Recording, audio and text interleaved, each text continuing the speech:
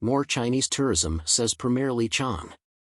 Unsurprisingly, 2,884 NPC deputies fully approved the government work report provided during the session, as well as the report on the implementation of the 2024 Plan for National Economic and Social Development and the 2025 Plan, a report on the execution of the central and local budgets for 2024 and the central budget for 2025, and other documents.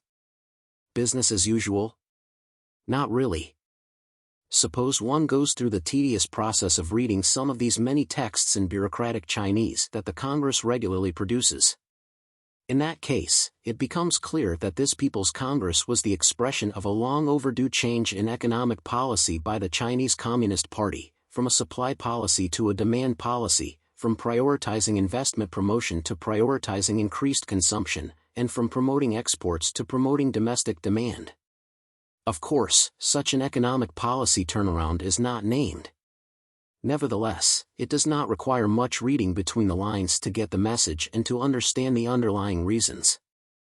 For example, already in the second paragraph of the government report by Premier Qiang, the CCP's number 2, it was clearly stated that, over the past year, in the face of complex and challenging developments marked by mounting external pressures and growing domestic difficulties, we, the Chinese people of all ethnic groups, have overcome difficulties before happily continuing, and continued to forge ahead under the strong leadership of the CPC Central Committee with Comrade Xi Jinping.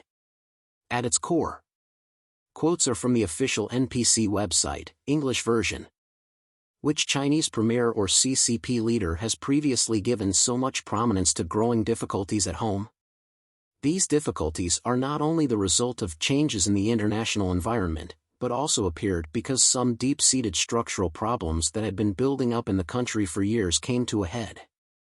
Weak public expectations and other issues compounded sluggish domestic demand, and natural disasters like floods occurred frequently in some parts of China.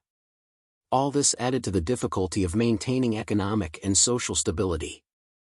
The party and government in China are very careful to maintain the image of unquestionable stability, so the public acknowledgement of a serious concern about the country's stability is a remarkable statement. Chinese friends with big ears have repeatedly told your humble editor that behind the curtain, serious power struggles are going on, and many well-known economists have questioned the proclaimed Chinese GDP growth numbers. However, China is pictured in Western media normally as the most stable society among the big three, USA, Russia, and China. To restart the economy and certainly also to support social stability, it was announced that the new public debt would rise from 3 to 4% of GDP this year, resulting in $1,640 billion in new debt used mainly for new social programs set up so that citizens throughout the country have more confidence, will accordingly consume more, and will be less inclined to blame the government for the lackluster economic situation. It is heartwarming for the tourism industry to learn that in the 2024 report and again in this year's report, tourism is mentioned as one of the areas next to health, culture, and sports, where more of the consumption potential is to be unlocked. The Chinese government focuses, of course, on domestic tourism consumption. However, with more money to spend in their Alipay account, outbound tourists are also bound to appear more often in your neighborhood, helping the beloved international arrivals figure surpass the level of 2019 for the first time in 2025. Source: Khatri Weekly Newsletter.